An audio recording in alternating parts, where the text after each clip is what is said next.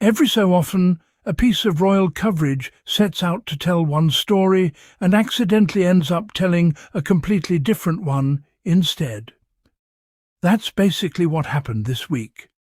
A BBC documentary billed as a look at Prince William's path toward the throne got discussed on a Jeremy Vine panel, and somewhere in the middle of a conversation that was supposed to be entirely about the future king, the debate kept circling back again and again to his younger brother.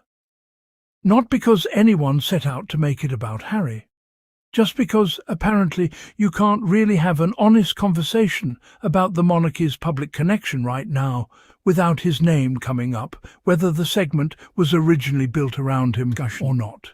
But now I want your calls on this. Can William, that's Prince William, save the monarchy? 0207 862 2222 is the number that you need to give us a ring. In a new BBC documentary, veteran broadcaster David Dimbleby has been investigating attitudes to the royal family. Now, he's asked whether Prince William's so-called ordinary Joe approach could actually win back more support for the monarchy. From his love of Aston Villa, the football club, to zipping around Windsor Castle on an e-scooter, has the prince convinced you that he actually connects with ordinary people? Or no matter what he does, do you believe that monarchy has just simply had its day? Wilfred. I hope monarchy hasn't had his day, but I do believe he's got a big challenge on his hands, because with all of this Prince Andrew debacle, there's a long way they've got to go to win back the trust. Now, I don't know whether I see him as your ordinary Joe, so it's quite an interesting description. Well, I think perhaps sort of more relatable, right? Well, less distant with the public. You know, I go back to Princess Di. She was relatable to all sorts of people. And no one yet has her magic. And I think it's someone like that, or learning what she did, which I think is going to connect with the public. You know, going around on e-scooters and that sort of stuff, I don't think is enough, really. You need to go a step further, like Princess Di did. She really, you know, reached out in terms of being one of the first people to be seen touching people with AIDS, going out to Africa and walking through line mines. I mean, she was bold. That's how you're going to bring about change. And that's when you're going to be seen as relatable. I mean, he says, Yasmin, he's all about change. He says, I think it's safe to say that change is on my agenda. Not overtly radical, but changes that I think must happen. He also said, look, I look at tradition, he said, and I look at some tradition and I ask myself, is it still fit for purpose today? No, they're working really hard to create this mirage, OK? There's a fantastic new book out by Norman Baker, who was the ex-Lib Dem MP, and he's looked at their finances. It's appalling how much they're ripping us off. Appalling. Truly, even I, who am anti-monarchist, never knew the figures that Norman Baker's put into his book. I can't remember the title of the book. It just came out 2 weeks ago. And the idea that he will now be slightly unshaven and mix with the football crowds and pretend to be ordinary old Joe is just not going to wash. And you know what I said in my column in The Eye this last week? Andrew is a really good scapegoat for them. With everybody hating Andrew so much, they're not looking at them. And David Dimbleby, in his words, you know, he comes from a very establishment family. He said, Charles and William are sitting on a fortune and they must pay taxes. So things are shifting, and I'm really pleased they are. But perhaps that's some of the change that William is talking about. No, he hasn't said that. Well, he hasn't said that. We don't know what he said. OK, but let me ask you this then. If he turned around and said, look, the amount of wealth me and my family have amassed is obscene or too large, I think we should come forward and contribute more to the public purse.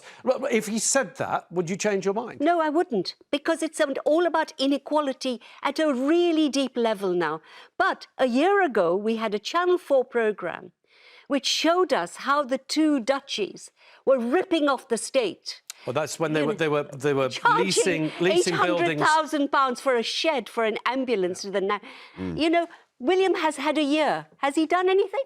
Okay. No. I put a great value in being here, but with all brands, what you have to do is that you've got to constantly refreshed to be relevant. And this is the challenge that he now has. Unless he refreshes, we will have a lot more views like Yasmin saying they're no longer relevant. Okay. If he really cared about the nation, after last year's documentary, he would have gone to his duchy and sorted this exploitation out. He hasn't done that. I'm sure it's very pleasant when you meet him. That's what they're trained to be as they grow up. And I do agree with Wilfred that Diana had that extraordinary touch. And look what they did to her. When do you ever get a really honest, thank God for Channel 4 and thank God for actually David Dimbleby, because he's coming out with things that they should be paying taxes. But we've never had anything but this drip, drip, drip of... But the thing is, I asked you earlier, and you said even if they do pay the taxes, you still want to see them gone. Yeah, because I think, for me, I have always believed that in a democracy, every child born is of equal value to every other child. When a royal child is born and we're expected to think that child as more than the other humans of this kingdom, we're not a democracy. Let's squeeze in James. Let's squeeze in James from much more difficult. James, welcome to the show. Hello. Sorry, we've got just under a minute left, but what would you like to say, James? Hello, Alexa. Yeah, Hi. thanks for having me on. Yes, well, after QE2, I thought to myself, now is the time. It's a medieval system, let's get rid of it. Yeah. William and Kate should put a stop to this system now and fly off to the sun with their children. I have read the Norman Baker book, which Yasmin mentioned, and people often say, well, it attracts loads of visitors here in the UK, and I say, no, it doesn't. More people visit France than any other country in the world. Yes. And they did exactly what we should have done in 1795, behead the monarchy. Let's start. Welcome back to Royal Truth Desk.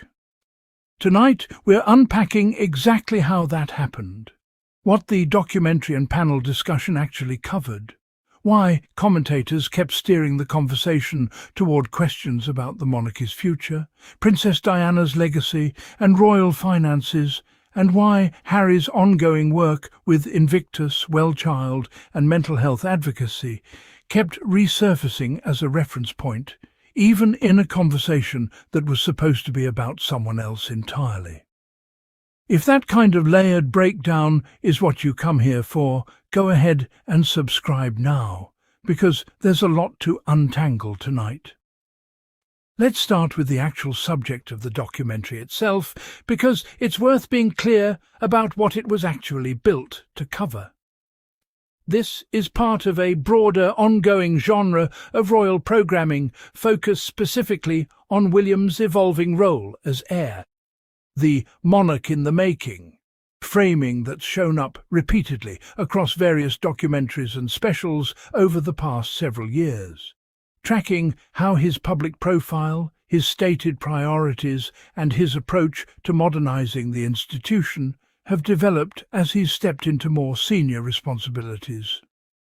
William himself has spoken fairly openly about wanting change for good within the monarchy, saying he hopes the institution doesn't return to some of the older practices he and Harry grew up around, while still being careful to frame that change as gradual rather than radical.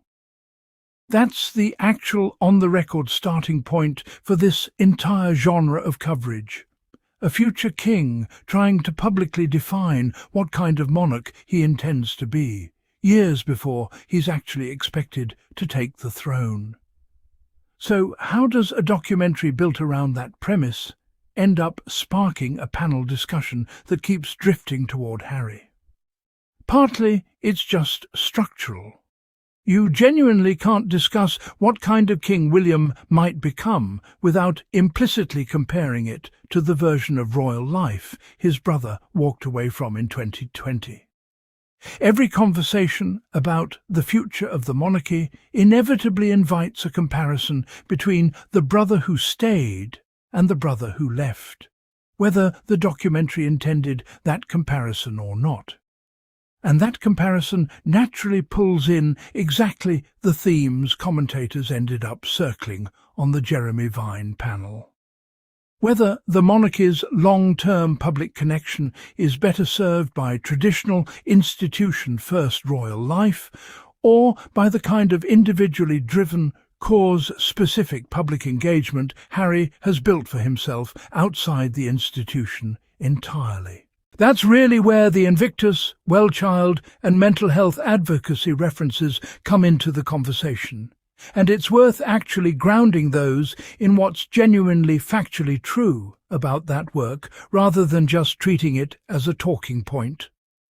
Invictus Games, which Harry founded in 2014, remains one of the most globally recognized examples of adaptive sport used specifically as a recovery tool for wounded, injured and sick servicemen and women, with editions held across multiple continents and another one approaching in Birmingham in 2027. WellChild is a genuinely long-standing patronage for Harry, dating back well over a decade, focused on supporting seriously ill children and their families across the UK. And he's continued showing up at WellChild Awards ceremonies and events, even well after stepping back from royal duties.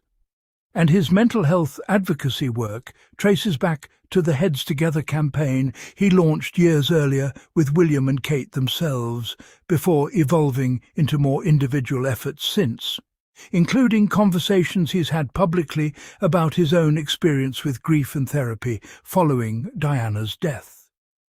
None of that is up for serious dispute. It's a well-documented, years-long track record, not a talking point invented for a single panel debate. Which is exactly why commentators kept bringing it up in a conversation ostensibly about William. Because it represents a genuinely different model of royal-adjacent public engagement, one built around specific sustained causes rather than the broader, more generalised public duty that comes with being the working heir to the throne. That's a legitimate structural comparison to make, and it's not really a knock against William's approach so much as it's a genuine question about which model actually produces a stronger, more durable public connection over time. And that question connects directly to why Princess Diana's legacy kept coming up in the same conversation. Because in a lot of ways, Diana is the original template both brothers have been measured against for their entire public lives. Her particular gift, an ability to connect with ordinary people and specific causes in a way that felt personal rather than institutional, is widely regarded as one of the most significant shifts in how the modern monarchy engages with the public at all. Both her sons have, in different ways, tried to carry forward some version of that instinct. William through his own mental health advocacy and homelessness work, Harry through Invictus, WellChild, and his increasingly candid public conversations about grief and trauma. When a panel discussion about the monarchy's future starts asking whether the institution is struggling to maintain that same kind of public connection, Diana's legacy is basically an unavoidable reference point, because she's the benchmark this entire conversation keeps getting measured against, consciously or not. The royal finances thread ties into all of this too, in a slightly less emotionally loaded but genuinely substantive way. Questions about how the monarchy funds itself, how transparent that funding is, and whether public support for continuing to fund the institution is holding steady have been a recurring undercurrent in British royal commentary for years, and they tend to resurface specifically whenever conversations turn toward the institution's long-term sustainability and public standing. It's a natural companion question to, is the monarchy maintaining its public connection? Because public support and public funding are, in practice, deeply intertwined. An institution seen as increasingly disconnected from ordinary people tends to face much sharper scrutiny over exactly how much taxpayer money continues to support it. So, when you actually lay all of these threads out together, William's evolving public role, the comparison to Harry's cause-driven model outside the institution, Diana's legacy as the shared reference point both brothers are measured against, and the ongoing finance and sustainability questions, it starts to make a lot more sense why a documentary built around William, ended up generating a debate that kept circling back to his brother. It's not that anyone deliberately hijacked the conversation. It's that you genuinely can't have an honest discussion about the monarchy's public connection right now without eventually bumping into the most visible, real-world example of a royal figure who built that connection almost entirely outside the traditional institutional structure. That said, it's worth being fair to both sides of this comparison rather than treating it as a simple Harry wins narrative, because that would be an oversimplification too. William's approach carries real institutional weight that Harry's independent work doesn't have access to. The ability to use the full machinery and reach of the monarchy itself to amplify causes, host global summits, and command a level of consistent guaranteed media coverage that comes with being the actual heir to the throne. Harry's model, for all its genuine, sustained impact through Invictus and WellChild specifically, operates without that institutional backing, which means its long-term durability depends much more heavily on Harry's personal continued involvement rather than being baked into a role that will simply continue regardless of who occupies it. Both models have real strengths, and reasonable commentators can genuinely disagree about which one better serves the monarchy's actual long-term public standing, rather than there being one obviously correct answer. It's also worth acknowledging honestly that we can't independently verify the exact wording of every specific claim made by every commentator on that particular Jeremy Vine panel, since call-in and panel debate segments are typically unscripted and not comprehensively archived beyond the original broadcast. What we can say with real confidence is that the broader themes described, questions about the monarchy's future, Diana's legacy, royal finances, and Harry's specific charitable track record, are all genuinely well-documented and substantive topics in their own right, regardless of the precise phrasing any individual panelist used to raise them. So where does that actually leave the original question? This whole segment was built around: did Harry become the biggest takeaway from a debate meant to be about William? Based on what we can piece together, the honest answer is probably yes, but not because of anything dramatic or scandalous. It's because any serious conversation about how the monarchy maintains public connection inevitably runs into the most prominent real-world experiment currently underway on that exact question. And that experiment happens to be Harry operating independently with a genuinely well-documented, years-long charitable record to point to. That's not really a controversy. It's just what happens when you try to talk about one royal brother's future without acknowledging the other brother's very public, ongoing present. So, what do you think? Do you think Harry's model of independent cause-specific engagement genuinely represents a stronger template for maintaining public connection than the traditional institutional approach William represents? Or do you think the comparison undersells what institutional backing actually provides that individual charity work simply can't replicate? And do you think Diana's legacy is still the right benchmark for measuring either of her sons against this many years later? Drop your honest thoughts in the comments. We'd genuinely love to hear where you land on this one. Before we wrap up, if you appreciated us actually tracing how this conversation evolved, instead of just repeating the headline that Harry stole the spotlight, do us a favour and subscribe to Royal Truth Desk if you haven't already, and turn on notifications so you catch it the next time one of these documentary discussions sparks a debate worth unpacking. If you're already subscribed, drop a like. Share this with someone who's been trying to make sense of how these two brothers keep getting compared to each other, and let us know in the comments which royal documentary or debate you want us breaking down next. And here's the thought we want to leave you with tonight.